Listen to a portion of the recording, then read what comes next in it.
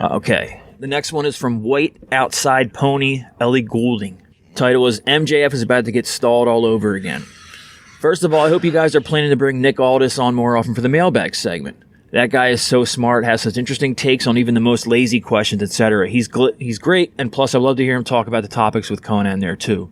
Where's this email, this IP address? Is that from Murfreesboro, Tennessee? Morristown, Tennessee or something?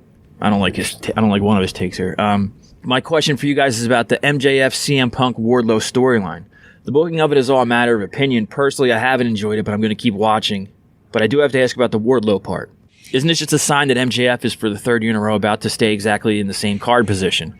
Win or lose to CM Punk, MJF is about to move into a storyline with Wardlow, knowing AEW that will last about 3 to 4 months. Do you think that this could harm MJF's run in AEW? Meaning that him being in the mid-card for too long might make it harder for fans to see him as anything but a mid-carder. KG was better than Joe. That's not accurate, but that's okay. I mean, I've been very, very clear on this, haven't I?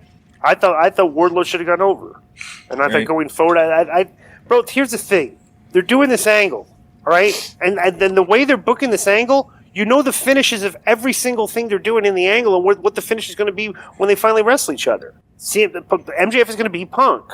Punk is going to beat all the other guys. This is like. So my whole thing was like, I would not do the completely obvious thing, which is what they're doing, where there's just no question where this is going. I would have put Wardlow over because that's something that nobody probably would have expected would have happened. And it's like too many of their booking and stuff and everything. It's like there's no surprises on any of these finishes. You know the finishes.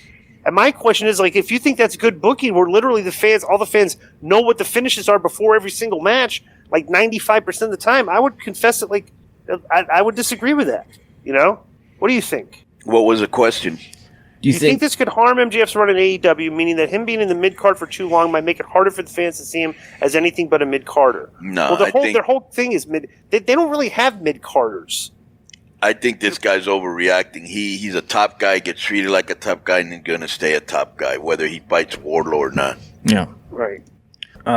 Under Dawson. Did you see me put that tweet? Yeah. My Kevin Gill tweet, Konnan? Yeah. How about you? Let me ask you a question. How many responses do you think that would have gotten? 50. I don't know.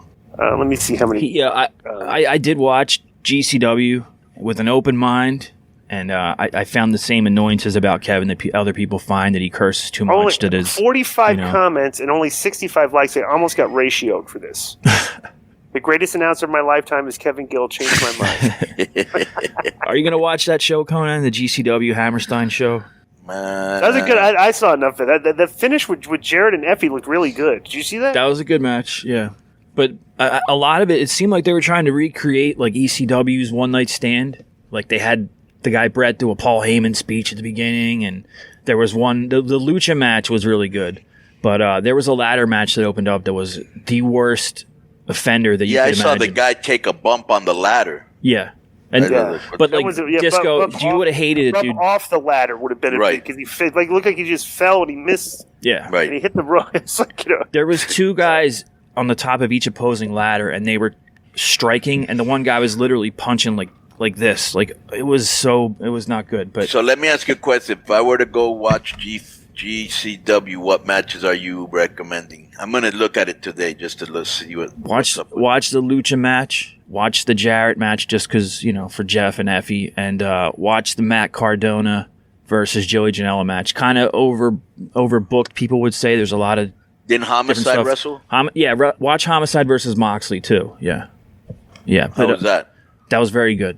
Very good. Homicide looked great, and I thought at the end there he was going to take his boots off, but he didn't. So I thought that might have been it for him.